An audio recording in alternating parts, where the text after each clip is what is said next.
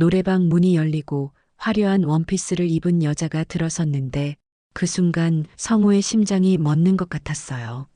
정호 씨, 그 목소리를 듣는 순간 20년 전 자신을 차갑게 내몰았던 그 당당한 처형의 모습이 떠올랐습니다.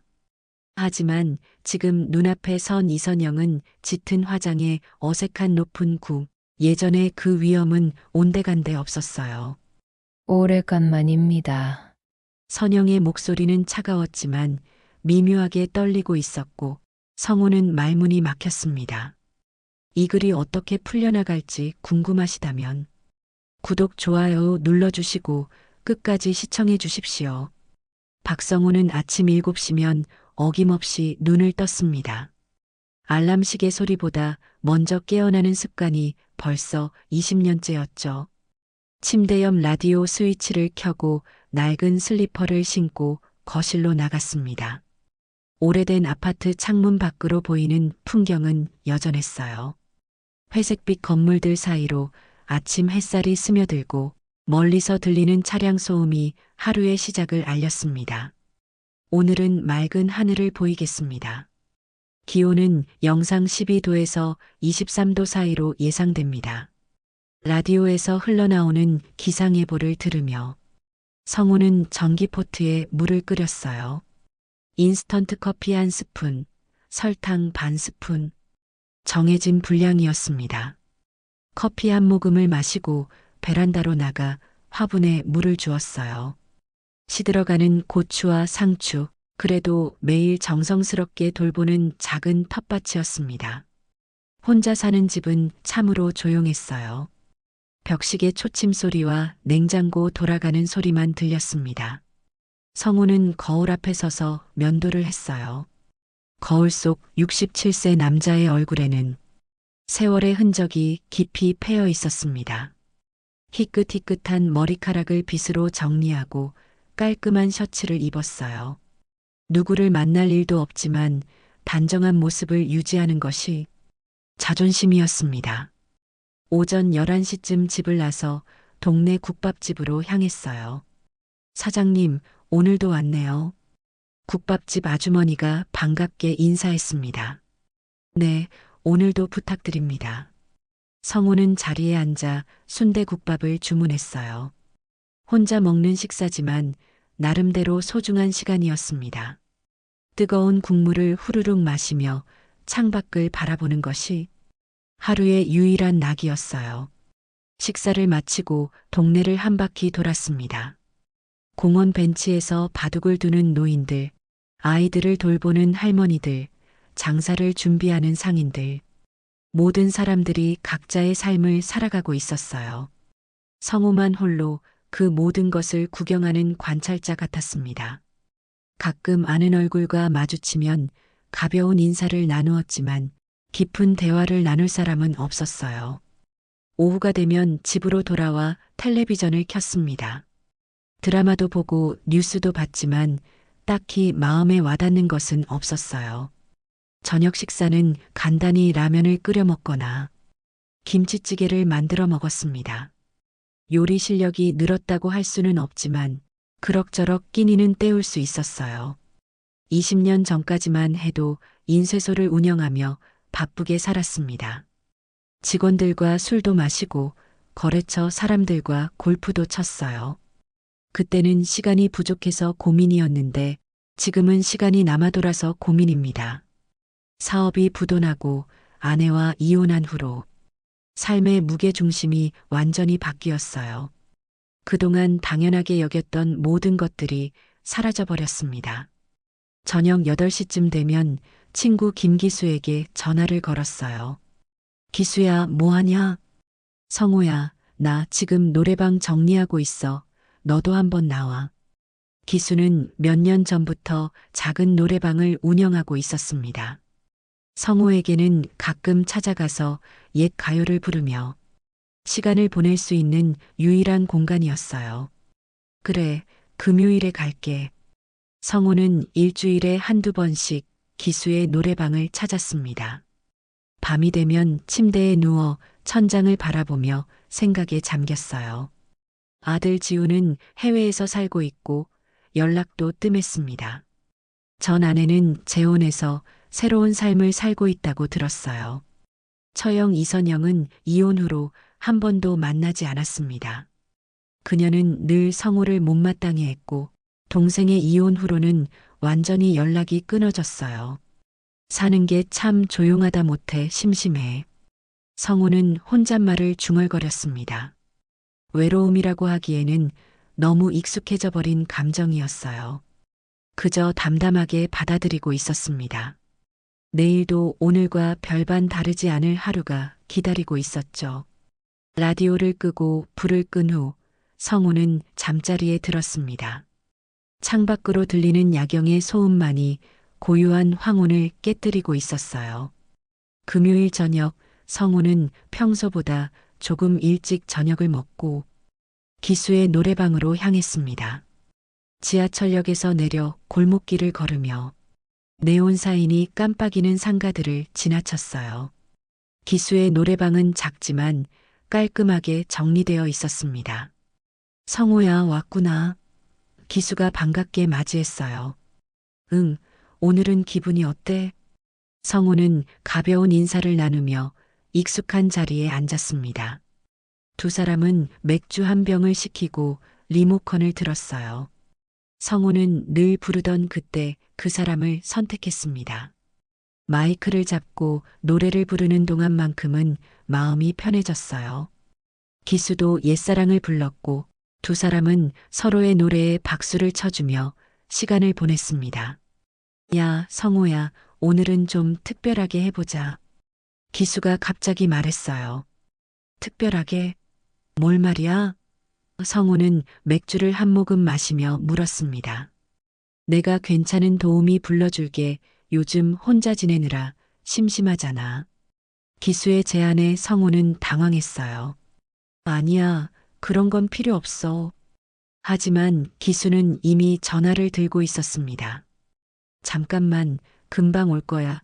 그냥 술 친구 정도로 생각해. 성우는 마지못해 고개를 끄덕였어요. 30분쯤 지났을까요? 노래방 문이 톡톡 노크대는 소리가 들렸습니다. 들어오세요. 기수가 문을 열어주었어요. 성우는 노래를 부르다가 마이크를 내려놓고 문 쪽을 바라봤습니다. 화려한 원피스를 입은 여자가 들어왔는데 뭔가 익숙한 느낌이었어요. 짙은 화장에 높은 굽구두를 신고 있었는데 걸음걸이가 어색해 보였습니다. 안녕하세요. 여자가 인사를 했는데 그 목소리를 듣는 순간 성우의 심장이 멎는 것 같았어요. 고개를 들어 얼굴을 자세히 보니 틀림없었습니다. 이선영이었어요.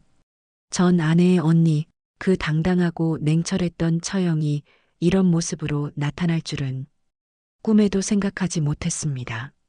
성우 씨? 선영도 성우를 알아보고는 얼굴이 굳어졌어요. 순간 노래방 안이 정적에 휩싸였습니다. 기수만 상황을 파악하지 못한 채 서로 아는 사이세요? 라고 물었어요. 성우는 말문이 막혔습니다. 선영은 무표정한 얼굴로 소파 맨 끝자리에 앉았어요. 오래간만입니다. 선영의 목소리는 차가웠지만 미묘하게 떨리고 있었습니다. 성우도 네, 그러게요라고 겨우 대답했어요.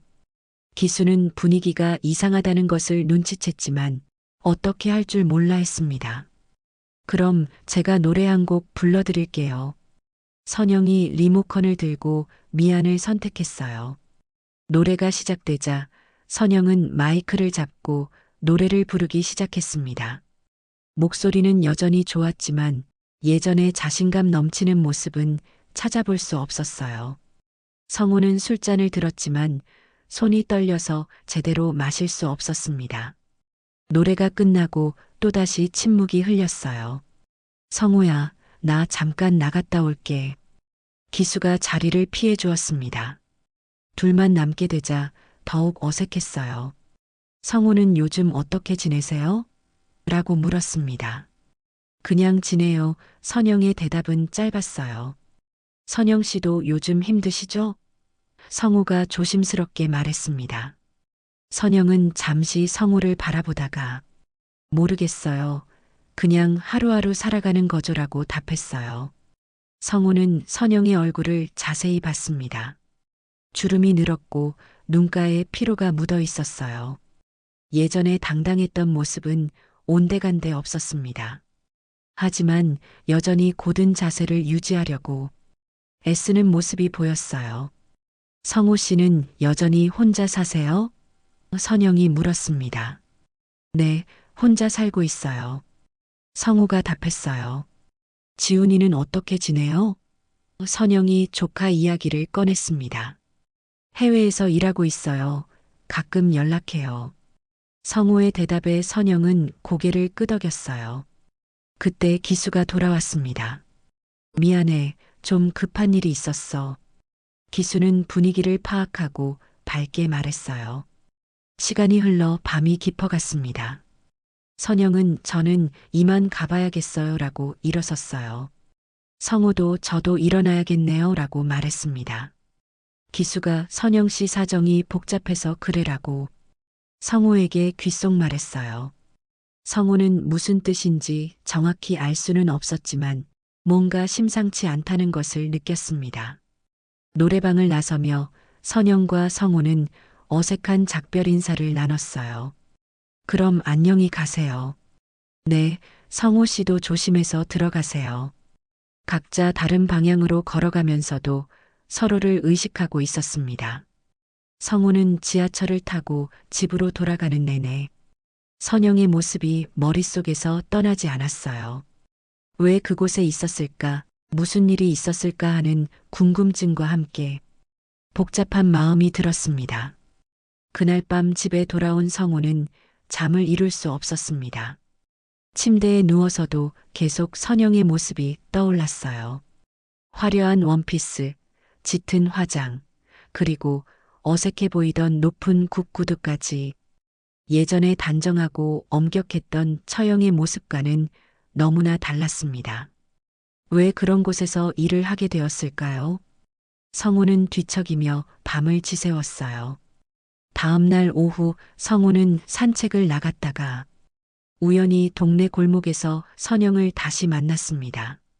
평상복을 입은 선영의 모습은 어젯밤보다 훨씬 자연스러워 보였어요. 성우 씨? 선영도 놀란 듯 성우를 바라봤습니다. 선영 씨, 안녕하세요. 성우는 어색하게 인사했어요. 이 동네에 사세요? 선영이 물었습니다. 네, 여기 아파트에 살아요. 선영 씨도 이 근처에? 성우의 질문에 선영은 잠시 망설이다가 네, 친구 집에 잠깐 있어요라고 답했어요. 둘은 자연스럽게 함께 걷기 시작했습니다. 오후 햇살이 따뜻하게 내리쬐는 조용한 주택가 골목길이었어요. 가끔 지나가는 사람들과 가벼운 인사를 나누며 걸었습니다. 커피라도 한 잔 하실래요? 성우가 조심스럽게 제안했어요. 선영은 잠시 생각하더니 그래요라고 답했습니다. 근처 작은 카페로 들어가 조용한 구석자리에 앉았어요. 성우는 아메리카노를, 선영은 카페라테를 주문했습니다. 어젯밤 일은 기수가 갑자기 그런 제안을 해서 성우가 말문을 열었어요. 괜찮아요. 저도 그런 일을 하고 있으니까요. 선영의 목소리에는 체념이 섞여 있었습니다. 성우는 더 이상 변명하지 않았어요. 요즘 많이 힘드시죠? 성우가 조심스럽게 물었습니다. 선영은 커피잔을 두 손으로 감싸며 한참을 생각했어요. 동생이랑 이혼한 뒤에 3번 결혼했어요. 선영이 갑자기 말했습니다. 성우는 놀라서 선영을 바라봤어요. 선영은 창밖을 보며 계속 말했습니다. 첫 번째는 사업하는 사람이었는데 도박에 빠져서 집까지 날렸어요. 두 번째는 괜찮은 사람이었는데 제가 아이를 못 낳는다는 걸 알고 떠났죠. 세 번째는 저보다 10살 어린 남자였어요. 제 돈만 쓰고 바람까지 피우더라고요. 선영의 목소리는 담담했지만 쓸쓸함이 묻어났습니다. 근데 다 망했어요. 지금은 빚에 쫓기고 있죠. 선영이 쓴웃음을 지었어요. 성우는 할 말을 찾지 못했습니다. 20년 전 자신을 무시하던 그 당당한 처형이 이렇게까지 변했을 줄은 상상도 못했어요. 제가 너무 잘났다고 생각했나 봐요. 동생 이혼할 때도 성우 씨 편을 들어주지 않았잖아요. 선영이 말했습니다. 성우는 그때의 기억이 떠올랐어요. 사업이 부도나고 경제적으로 어려워졌을 때 아내는 성우를 떠났습니다. 그때 선영은 동생 편만 들며 성우를 차갑게 대했어요. 그때는 서로 힘든 시기였으니까요. 성우가 조심스럽게 말했습니다. 아니에요. 제가 잘못했어요. 사람이 어떻게 될지 모르는 건데 너무 오만했죠. 선영이 고개를 숙였어요. 두 사람은 잠시 침묵했습니다. 카페 안에서는 잔잔한 음악이 흘러나왔고 다른 손님들의 대화 소리가 작게 들렸어요. 그런데 왜 하필 그런 일을? 성우가 말하다가 멈췄습니다. 선영은 성우의 말을 알아차리고 돈이 필요해서요. 다른 일도 해봤는데 나이가 있으니까 쉽지 않더라고요라고 답했어요. 빚이 얼마나? 성우가 물어보려다가 그만뒀습니다. 너무 사적인 질문이었어요. 선영은 많아요. 혼자서는 갚기 힘든 금액이에요라고 말했습니다. 성우는 20년 전 자신의 상황이 떠올랐어요. 사업 부도로 모든 것을 잃었을 때의 절망감, 그 막막함을 누구보다 잘 알고 있었습니다. 도움이 필요하면 성우가 말하려고 했지만 선영이 손을 저으며 말했어요. 아니에요. 제가 해결할 문제예요. 그냥 이렇게 이야기할 수 있어서 좋네요. 선영의 얼굴에 희미한 미소가 떠올랐습니다. 60세의 얼굴이지만 여전히 아름다운 미소였어요. 커피를 다 마신 후 두 사람은 카페를 나왔습니다. 저는 이쪽으로 가야 해요. 선영이 다른 방향을 가리켰어요. 네, 조심해서 가세요. 성우가 인사했습니다. 성우 씨도요. 그리고 어젯밤 일은 잊어주세요. 선영이 당부했어요. 성우는 고개를 끄덕였습니다. 헤어진 후 성우는 집으로 돌아가면서 복잡한 마음이 들었어요. 미움과 원망이 있었던 처형이었지만 지금은 같은 처지의 외로운 사람으로 보였습니다. 인생이 참 알 수 없는 것 같았어요. 누구도 미래를 장담할 수 없고 언제 어떤 상황에 처하게 될지 모르는 것이 인생이었습니다. 성우는 선영에 대한 생각을 정리하며 집으로 향했어요. 며칠이 지났지만 성우는 선영과의 만남이 계속 마음에 걸렸습니다. 평소처럼 국밥집에서 점심을 먹고 있는데 문득 선영의 말이 떠올랐어요. 빚에 쫓기고 있다는 그 말이 계속 머릿속을 맴돌았습니다. 20년 전 자신도 그런 상황이었기에 그 절망감을 누구보다 잘 알고 있었어요. 국물을 떠먹으면서도 마음이 편하지 않았습니다. 오후에 집에서 텔레비전을 보고 있는데 휴대폰이 울렸어요. 화면에 지훈이라는 이름이 떠올랐습니다. 아들에게서 걸려오는 전화는 한 달에 한두 번 정도였는데 오늘은 평소보다 일찍 연락이 왔네요. 여보세요, 지훈아. 아버지, 안녕하세요. 잘 지내시죠? 지훈의 목소리는 밝았지만 뭔가 조심스러운 느낌이 있었어요. 응, 잘 지내고 있어. 너는 어때? 성우가 물었습니다. 저는 괜찮아요. 그런데 아버지, 혹시 이선영 이모 연락 받으셨어요? 지훈의 질문에 성우는 깜짝 놀랐어요. 선영 이모, 왜? 며칠 전에 저한테 전화를 했어요. 돈을 좀 빌려달라고 하시더라고요. 성우는 전화기를 꽉 잡았습니다. 얼마나 빌려달라고 했어? 성우의 목소리가 경직되었어요. 2천만 원이요. 급하게 필요하다고 하시면서 꼭 갚겠다고 하시더라고요. 근데 저도 해외에서 생활하느라 여유가 없어서 지훈이 미안한 듯 말했습니다. 성우는 충격을 받았어요. 선영이 조카에게까지 손을 벌렸다는 것이 믿어지지 않았습니다. 아버지, 이모가 무슨 일이 있으신 건가요? 목소리가 많이 초급해 보이셨어요. 지훈이 걱정스럽게 물었어요. 성우는 며칠 전 선영과의 만남을 떠올렸습니다. 노래방에서의 모습, 카페에서 털어놓았던 이야기들이 새삼 더 절실하게 느껴졌어요. 아버지가 알아볼게 너는 걱정하지 마.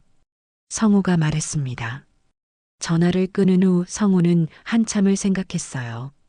선영이 조카에게까지 도움을 요청했다는 것은 상황이 정말 심각하다는 뜻이었습니다. 2천만 원이라는 금액도 적지 않았어요. 성우는 선영을 찾아가야겠다고 마음먹었습니다. 하지만 어디서 만날 수 있을지 막막했어요. 연락처도 모르고 어디에 사는지도 확실하지 않았습니다. 그때 기수가 떠올랐어요. 선영이 기수의 노래방에서 일하고 있다면 기수가 연락처를 알고 있을 것입니다. 성우는 기수에게 전화를 걸었어요. 기수야, 나야 혹시 며칠 전에 왔던 그분 연락처 있어? 아, 선영 씨 말이야? 왜? 좀 급한 일이 있어서 그래. 성우는 자세한 설명은 피했습니다. 잠깐만 찾아볼게. 기수가 전화번호를 찾아주었어요. 성우는 번호를 적어두고 고마워라고 말했습니다. 성우야, 선영 씨가 요즘 많이 힘든 것 같더라. 조심해서 도와줘. 기수의 말에서 선영의 상황이 더욱 심각하다는 것을 느꼈어요. 전화를 끊고 성우는 선영에게 연락할지 말지 고민했습니다. 몇 시간을 망설이다가 성우는 선영에게 전화를 걸었어요. 벨소리가 몇 번 울린 후 선영이 전화를 받았습니다. 여보세요? 목소리가 피곤해 보였어요. 선영 씨, 저 성우입니다. 성우 씨? 어떻게 제 번호를 기수에게서 받았어요? 만날 수 있을까요? 성우가 조심스럽게 물었습니다. 선영은 잠시 망설이다가 무슨 일이세요? 라고 물었어요. 지훈이가 연락했어요. 선영 씨 이야기를 들었거든요. 성우의 말에 선영은 한숨을 쉬었습니다. 아, 그 일 때문에. 네, 한번 만나서 이야기해요. 성우가 말했어요. 선영은 그럼 내일 오후에 지난번 그 카페에서 만날까요? 라고 제안했습니다. 다음 날 오후 성우는 약속 시간보다 일찍 카페에 도착했어요. 같은 자리에 앉아서 선영을 기다렸습니다. 10분쯤 지나서 선영이 들어왔어요. 며칠 전보다 더 지쳐 보였고 얼굴도 많이 상해 있었습니다. 안녕하세요. 선영이 자리에 앉으며 인사했어요. 지훈이한테 연락했다면서요? 성우가 바로 본론을 꺼냈습니다. 선영은 고개를 숙이며 죄송해요. 정말 급해서 그랬어요. 라고 말했어요. 무슨 일이 그렇게 급한 거예요? 성우가 물었습니다. 선영은 잠시 주저하다가 사채업자들이 독촉하고 있어요. 이번 주까지 돈을 구하지 못하면 선영이 말을 잇지 못했어요. 성우는 선영의 얼굴에서 공포를 읽을 수 있었습니다. 얼마나 빚이 있는 거예요? 성우가 직접적으로 물었어요. 원금이 3천만 원인데 이자가 계속 불어나서 지금은 5천만 원 정도 돼요. 선영의 목소리가 떨렸습니다. 성우는 그 금액에 놀랐어요. 개인이 감당하기에는 너무 큰 금액이었습니다. 어떻게 그렇게 많은 빚을 바보 같은 선택들을 했어요. 세 번째 남편 빚까지 제가 떠안게 됐거든요. 선영이 쓴웃음을 지었어요. 선영의 말을 들은 성우는 한동안 말을 잇지 못했습니다. 5천만 원이라는 금액은 은퇴한 자신에게도 부담스러운 액수였어요. 하지만 선영의 절망적인 표정을 보니 그냥 지나칠 수가 없었습니다. 사채업자들이 어떻게 나와요? 성우가 조심스럽게 물었어요. 매일 전화하고 집 앞에서 기다리기도 해요. 이러다 진짜 큰일 날 것 같아요. 선영의 목소리에 공포가 묻어났습니다. 혹시 가족들은 모르나요? 성우가 물었어요. 동생한테는 말할 수 없어요. 이미 재혼해서 새 가정을 꾸렸는데 제가 짐이 될 수는 없잖아요. 선영이 고개를 저었습니다. 그래서 지훈이한테 네, 정말 마지막 방법이었어요. 다른 데는 다 막혔거든요. 선영이 눈물을 글썽였어요. 성우는 선영의 모습을 보며 마음이 아팠습니다. 20년 전 자신을 차갑게 대했던 그 사람이지만 지금은 그저 도움이 필요한 사람으로 보였어요. 제가 할 수 있는 일이 있을까요? 성우가 말했습니다. 선영은 놀란 듯 성우를 바라봤어요. 아니에요. 성우 씨까지 이런 일에 끌어들일 수는 없어요. 선영 씨, 우리가 남남은 아니잖아요. 한때는 가족이었고. 성우가 말하려는데 선영이 손을 저으며 말했어요. 그때 제가 성우 씨한테 너무 심하게 했는데 어떻게 도움을 받을 수 있어요? 그런 건 이제 중요하지 않아요. 사람이 급하면 서로 도와야죠. 성우의 말에 선영은 눈물을 흘렸습니다. 며칠 후 성우는 은행에 가서 자신의 예금 잔고를 확인했어요. 퇴직금과 모아둔 돈을 합쳐도 3천만 원 정도였습니다. 전부 내놓기에는 자신의 노후가 걱정되었지만 선영의 절박한 상황을 생각하면 그냥 지나칠 수 없었어요. 고민 끝에 성우는 2천만 원을 인출하기로 마음먹었습니다. 그런데 집에 돌아와서 아들 지훈에게서 다시 전화가 왔어요. 아버지, 이선영 이모 일은 어떻게 됐어요? 응, 내가 좀 도와주려고 해. 성우가 답했습니다. 아버지, 혹시 많은 돈을 빌려주시는 건 아니죠? 아버지, 노후 자금까지 건드리시면 안 돼요. 지훈이 걱정스럽게 말했어요. 괜찮아, 아버지가 알아서 할게. 성우가 대답했습니다.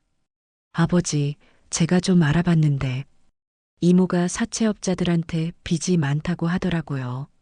그런 사람들한테 돈을 빌려주면 아버지까지 위험해질 수 있어요.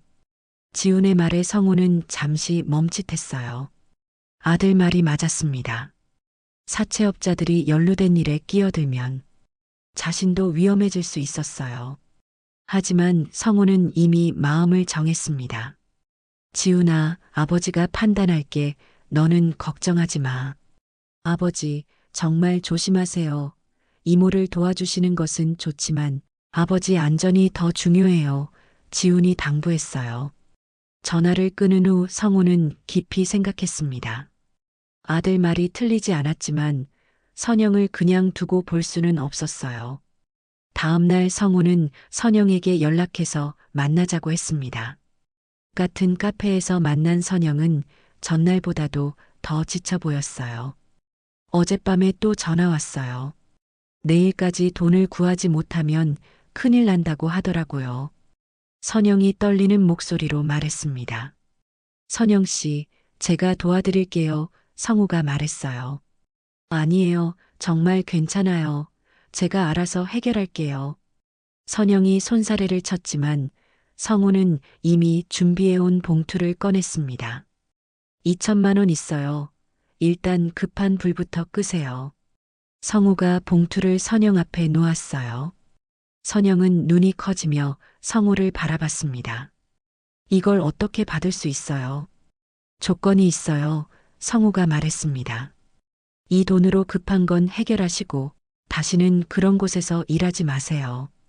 그리고 앞으로 무슨 일이 있으면 저한테 먼저 상의하세요. 선영은 눈물을 흘리며 고개를 끄덕였어요.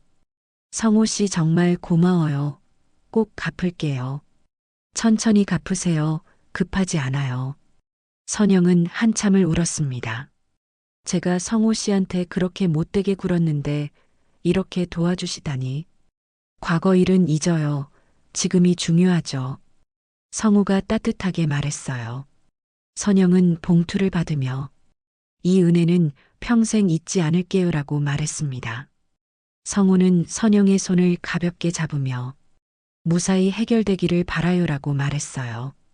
카페를 나서며 선영은 성우 씨, 정말 조심하세요. 그 사람들이 성우 씨한테 피해를 줄까봐 걱정돼요라고 말했습니다. 괜찮아요. 제가 알아서 할게요. 성우가 답했어요. 하지만 마음 한편으로는 불안함이 스며들었습니다. 정말 이 일이 잘 해결될 수 있을까요? 성우는 선영의 뒷모습을 보며 복잡한 마음이 들었어요. 성우가 선영에게 돈을 준 지 일주일이 지났습니다.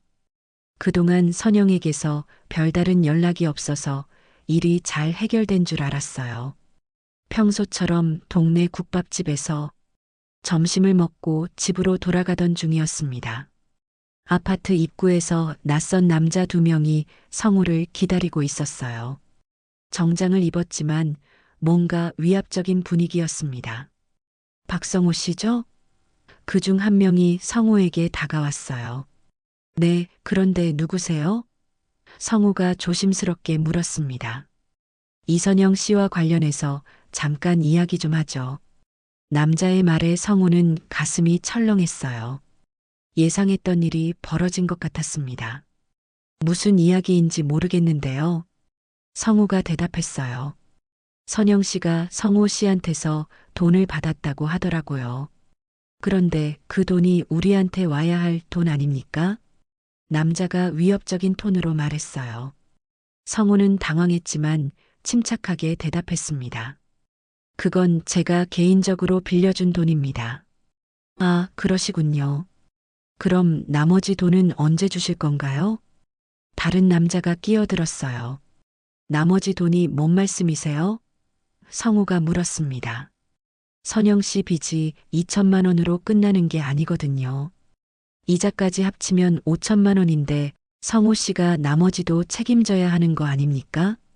남자들의 말에 성우는 화가 났어요. 그건 제가 알 바 아닙니다. 선영 씨와 당신들 사이의 문제죠. 아니에요. 성우 씨가 중간에 끼어들었으니까 책임을 져야죠. 남자 중 하나가 성우에게 더 가까이 다가왔어요. 성우는 한 걸음 뒤로 물러났습니다. 저는 그냥 도와준 것뿐입니다. 더 이상 관련 없어요. 관련 없다고요? 성우 씨가 돈을 주지 않았으면 선영 씨가 우리한테 와서 해결했을 텐데. 그때 아파트 경비원이 다가왔어요. 무슨 일이세요? 경비원이 상황을 파악하고 물었습니다. 남자들은 경비원을 보고는 아, 별일 아닙니다. 잠깐 이야기만 하는 거예요 라고 말했어요. 성우는 기회를 놓치지 않고 저는 들어가 보겠습니다 라고 말하며 아파트 안으로 들어갔어요. 엘리베이터를 타고 집에 도착한 성우는 마음이 편하지 않았습니다. 예상했던 일이지만 실제로 겪으니 두려웠어요. 아들 지훈의 걱정이 현실이 된 것 같았습니다.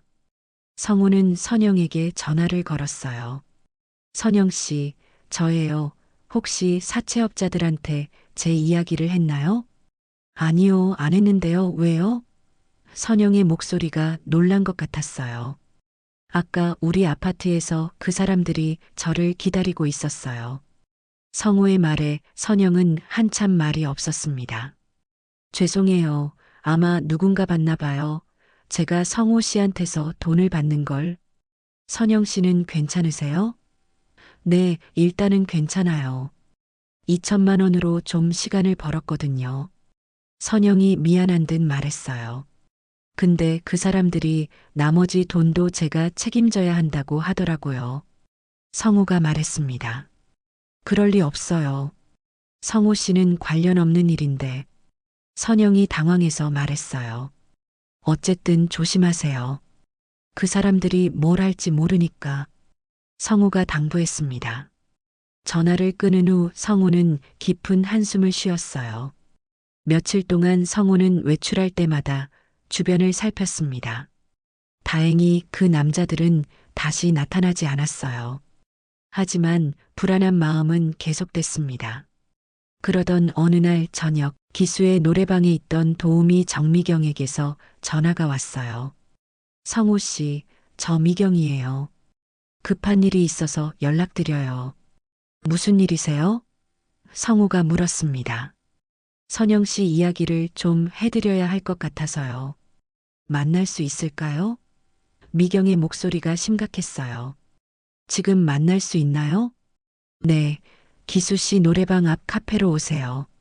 성우는 급히 집을 나섰습니다.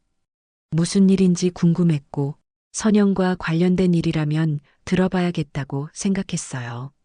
카페에 도착하니 미경이 이미 와 있었습니다.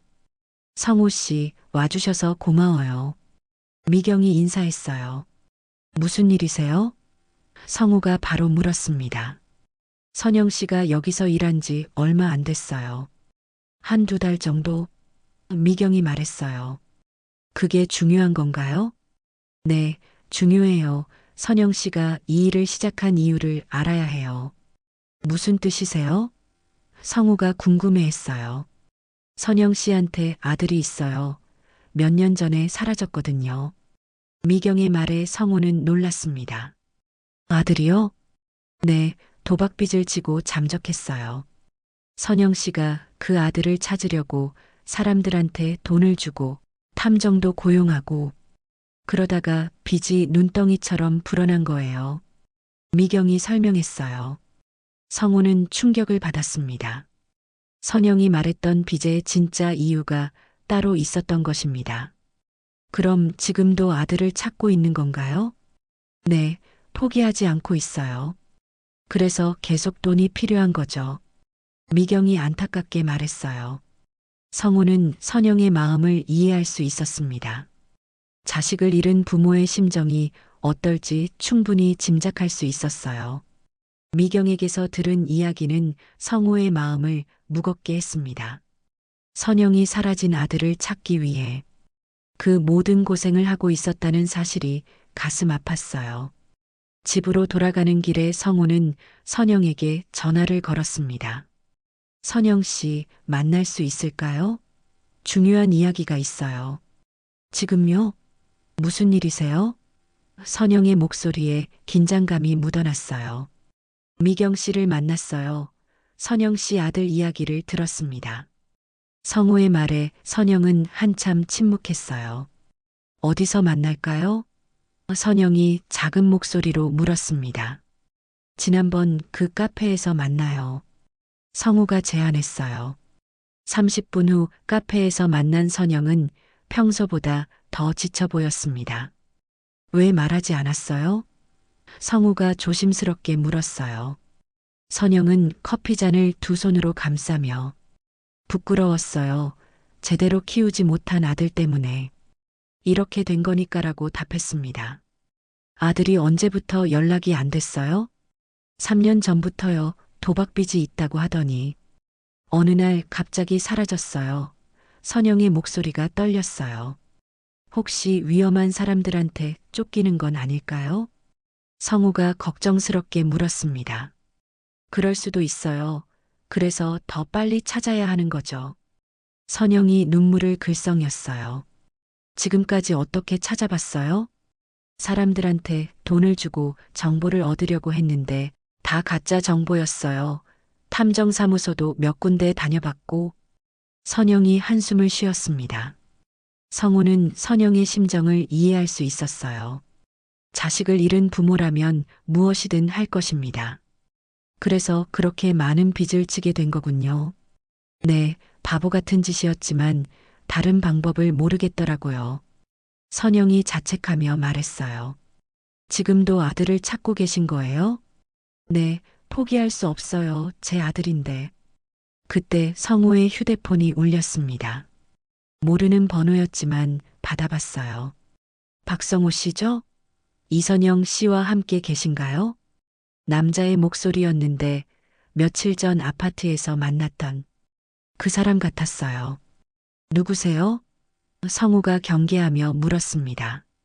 만나서 이야기하죠. 지금 어디 계신지 알고 있으니까 금방 갈게요. 전화가 끊어지자 성우는 당황했어요. 선영 씨, 우리 여기서 나가야겠어요. 그 사람들이 오고 있어요. 선영도 놀라며 일어났습니다. 어떻게 여기를 알았을까요? 모르겠어요. 일단 피해야죠. 두 사람은 급히 카페를 나왔어요. 하지만 카페 앞에 검은색 승용차가 서 있었고 그 안에서 남자 두 명이 내렸습니다. 박성호 씨, 이선영 씨, 어디 가시는 거예요? 남자 중 하나가 길을 막으며 말했어요. 성우는 선영의 손을 잡고 다른 방향으로 피하려 했지만 다른 남자가 그쪽도 막았습니다. 잠깐만 이야기하면 돼요. 왜 도망가세요? 남자들이 위협적으로 다가왔어요. 성우는 휴대폰을 꺼내 110을 눌렀습니다. 뭐 하는 거예요? 남자 중 하나가 성우의 휴대폰을 빼앗으려 했어요. 그때 성우가 큰 소리로 도와주세요. 강제로 끌고 가려고 해요. 라고 소리쳤습니다. 주변 사람들이 돌아보기 시작했고 상황이 심상치 않다는 것을 눈치챈 행인이 경찰에 신고했어요. 남자들은 사람들이 모여드는 것을 보고 다음에 봅시다라며 급히 차에 타고 사라졌습니다. 경찰이 도착하자 성구와 선영은 상황을 설명했어요. 사채업자들 같은데요. 협박과 강요 혐의로 신고하시겠어요? 경찰관이 물었습니다. 네, 신고하겠습니다. 성우가 대답했어요. 경찰서에서 진술서를 작성하고 나오니 밤이 되어 있었어요. 성우 씨, 정말 죄송해요. 제 때문에 이런 일까지. 선영이 미안해했습니다. 괜찮아요. 이제 경찰에 신고했으니까 함부로 못할 거예요. 성우가 위로했어요. 그런데 이제 어떻게 해야 할까요? 빚은 여전히 남아있는데. 선영이 걱정스럽게 말했어요. 일단 안전한 곳으로 피해 있어요. 제가 방법을 찾아볼게요. 성우가 말했습니다. 성우 씨한테 이렇게까지 폐를 끼칠 수는 없어요. 선영 씨, 우리가 이제 와서 남남인가요? 같이 해결해 봅시다. 성우의 말에 선영은 눈물을 흘렸어요. 정말 고마워요. 이런 상황에서도 저를 도와주시다니. 아들 찾는 일도 함께 해봐요. 혼자서는 한계가 있잖아요. 성우가 제안했습니다. 선영은 놀라며 성우를 바라봤어요. 정말 그래도 돼요? 물론이죠. 내일부터 제대로 된 방법으로 찾아봅시다. 성우가 따뜻하게 말했어요. 선영은 한참을 울었습니다. 3년 동안 혼자 감당해왔던 무게가 조금이나마 덜어진 것 같았어요. 성우 씨, 제가 어떻게 이 은혜를 갚아야 할지. 은혜고 뭐고 없어요. 사람이 어려울 때 서로 도와야죠. 성우의 말에 선영은 고개를 끄덕였습니다. 그날 밤 성우는 선영을 안전한 곳에 데려다주고 집으로 돌아왔습니다. 아들 지훈에게 전화를 걸어서 상황을 설명했어요. 아버지, 정말 괜찮으세요? 경찰서까지 가셨다고요? 지훈이 걱정스럽게 물었습니다. 응, 이제 경찰에 신고했으니까 조금 나아질 것 같아. 성우가 답했어요. 아버지, 너무 깊이 관여하지 마세요. 위험해요. 지훈이 당부했습니다. 지훈아, 선영 이모한테 사라진 아들이 있다는 거 알고 있었니? 성우가 물었어요. 아, 그 이야기요? 들은 적 있어요. 사촌형이 몇 년 전에 연락이 안 된다고. 지훈이 답했습니다. 그럼 혹시 형 이름이나 나이 같은 거 알아? 잠깐만요. 생각해 볼게요. 이민호였던 것 같은데. 저보다 5살 정도 많으니까 40살쯤 될 거예요. 성우는 메모지에 적어두었어요. 이민호 43살 이제 구체적인 정보가 생겼습니다. 아버지, 정말 찾아주실 거예요? 지훈이 물었어요. 응, 도와보려고 해. 이모가 3년 동안 혼자 찾다가 이런 일까지 당했으니까.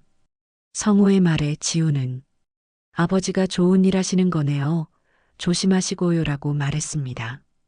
다음 날 성우는 선영과 만나서 본격적인 수색 계획을 세웠어요. 민호가 마지막으로 연락한 게 언제였어요? 3년 전 추석 때였어요. 그때 돈이 필요하다고 전화했는데 그 후로 연락이 안 돼요. 선영이 답했습니다. 혹시 친구들이나 직장 동료들은 만나봤어요? 몇 명은 만나봤는데 다들 모른다고 하더라고요. 성우는 다른 방법을 생각해 봤어요. 민호가 자주 가던 곳이 있나요? 도박을 했다면 그런 곳 말이에요. 경마장이나 카지노 같은데 자주 갔어요. 인터넷 도박도 많이 했고요. 선영이 말했습니다. 그럼 그런 곳부터 찾아봅시다. 혹시 아직도 나타나는 사람이 있을지 모르잖아요. 성우가 제안했어요. 며칠 동안 두 사람은 서울 곳곳의 경마장과 도박장 주변을 돌아다녔습니다. 민호의 사진을 보여주며 혹시 본 적이 있는지 물어봤어요. 대부분의 사람들은 모른다고 했지만 포기하지 않고 계속 찾았습니다. 이렇게 찾는 게 맞는 걸까요? 선영이 지쳐서 말했어요. 조금만 더 해봐요. 분명히 단서가 있을 거예요. 성우가 격려했습니다. 일주일째 되는 날, 한 경마장 근처 식당에서 아주머니가 민호를 기억한다고 했어요. 아, 이 사람? 예전에 여기 자주 왔었는데 언제까지 왔었나요? 선영이 급하게 물었습니다. 한 1년 전까지? 그런데 요즘은 안 보이네요. 비 때문에 쫓기는 것 같더라고요. 아주머니의 말에 두 사람은 희망을 가졌어요. 혹시 어디로 갔는지 아세요? 성우가 물었습니다. 글쎄요, 지방으로 갔다는 소리를 들었는데 부산인가 대구인가. 아주머니가 기억을 더듬어 말했어요.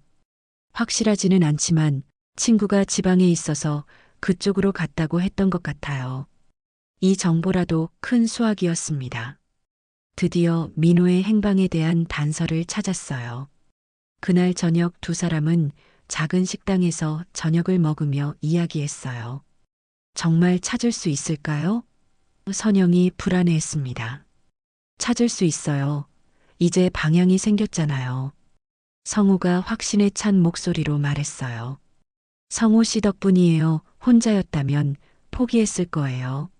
선영이 고마워했습니다. 아직 끝나지 않았어요. 끝까지 함께 해봅시다.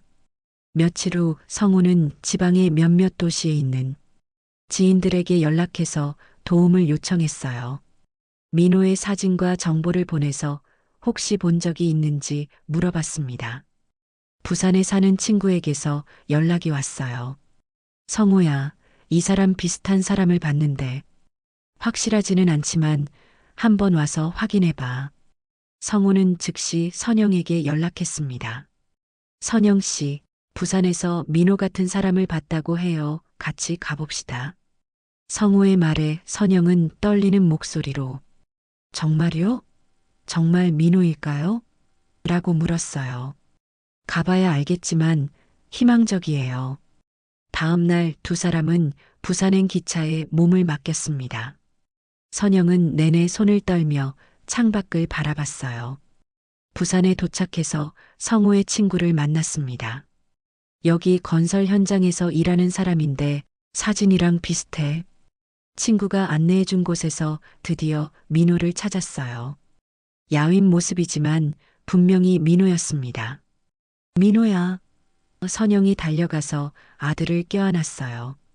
어머니 민호도 눈물을 흘리며 어머니를 안았습니다. 왜 연락도 안 하고 이렇게 선영이 울면서 말했어요. 죄송해요. 어머니 빚 때문에 어머니한테 피해 줄까봐. 민호가 고개를 숙였습니다. 바보야, 그래도 연락은 해야지. 선영이 아들의 얼굴을 쓰다듬었어요. 성우는 뒤에서 이 모습을 보며 뭉클했습니다.